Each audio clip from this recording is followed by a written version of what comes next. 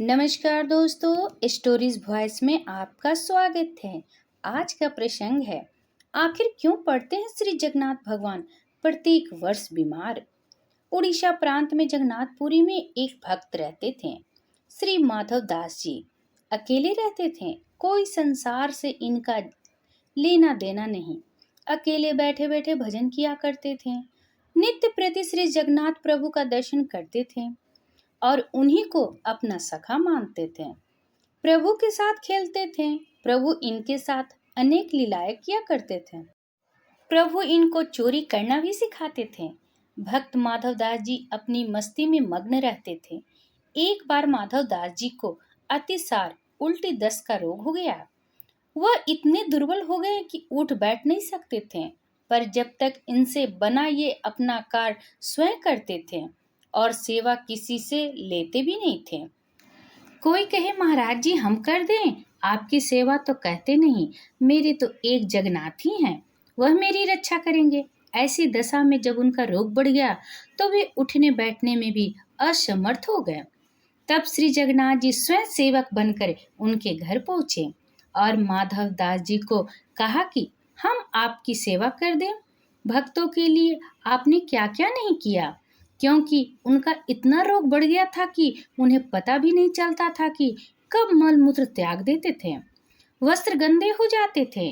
उन वस्त्रों को जगन्नाथ भगवान अपने हाथों से साफ करते थे।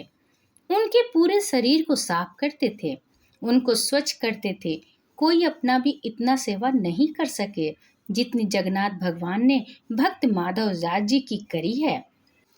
भक्त माधव दास जी पर प्रभु का स्नेह, जब माधव दास जी को होश आया तब उन्होंने तुरंत पहचान लिया कि यह तो मेरे प्रभु ही हैं। एक दिन श्री माधव दास जी ने पूछ लिया प्रभु से, प्रभु आप तो त्रिभुवन के मालिक हो, स्वामी हो, आप मेरी सेवा कर रहे हो। आप चाहते तो मेरा ये दो रोग भी तो दूर कर सकते थे। रोग दूर कर देते तो ये सब करना नहीं पड़ता। ठाकुर जी कहते हैं, देखो माधव, मुझसे भक्तों का कष्ट नहीं सहा जाता, इसी कारण तुम्हारी सेवा मैंने स्वयं की है। जो प्राप्त होता है उसे तो भोगना ही पड़ता है। अगर उसको काटोगे तो इस जन्म में नहीं, पर उसको भोगने के लिए फिर तुम्हें अगला जन्म लेना पड़ेगा। और मैं नहीं चाहता कि मेरे भक्त को जरा सा प्राप्त के कारण अगला जन्म फिर लेना पड़े, इसलिए मैंने तुम्हारी सेवा की। लेकिन अगर फिर भी तुम कह रहे हो तो भक्त की बात भी नहीं टाल सकता। भक्तों के सहायक बन उनका प्राप्त के दुखों से कष्टों को सहज ही पार कर देते हैं प्रभु। अब तुम्हारे प्राप्त ने ये 15 दिन का रोग और बचा है, इसलिए 15 दिन का रोग तुम मुझे दे दे। 15 दिन का वो रोग जगन्नाथ प्रभु ने माधव दास जी से ले लिया। आज भी इसलिए जगन्नाथ भगवान होते हैं बीमार।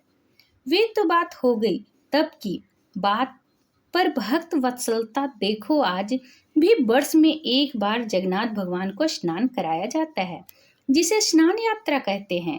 स्नान यात्रा करने के बाद हर साल 15 दिन के लिए जगन्नाथ भगवान आज भी बीमार पड़ते हैं। 15 दिन के लिए मंदिर बंद कर दिया जाता है।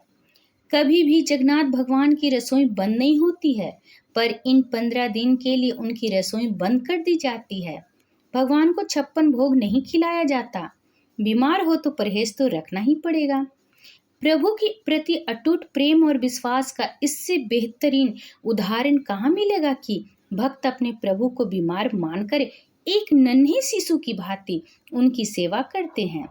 फिर लगाया जाता है प्रभु को काढ़े का भोग।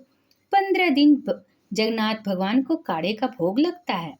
इस दौरान भगवान को आयुर्वेदिक काढ़े का भोग लगाया जाता है। जगन्नाथ धाम मंदिर में तो भगवान की बीमारी की जांच करने के लिए हर दिन वैद्य भी आते हैं। काढ़े के अलावा फलों का रस भी दिया जाता है। वहीं रोज शीतल लेप भी लगाया जाता है। बीमार के दौरान उन्हें फलों का रस, छेने का भोग लगाया जाता है और रात में सोने से पहले मीठा दूध अर्पित किया जाता है। भगवान जगन्नाथ बीमार हो गए हैं और अब 15 दिनों तक आराम करेंगे। आराम के लिए 15 दिन तक मंदिरों के पट भी बंद कर दिए जाते हैं और उनकी सेवा की जाती है ताकि वे जल्दी ठीक हो जाएं।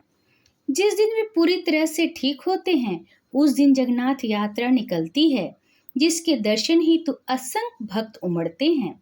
खुद पे तकलीफ लेकर अपने भक्तों का जीवन सुखमय बनाए, ऐसे तो सिर्फ मेरे भगवान ही हो सकते हैं।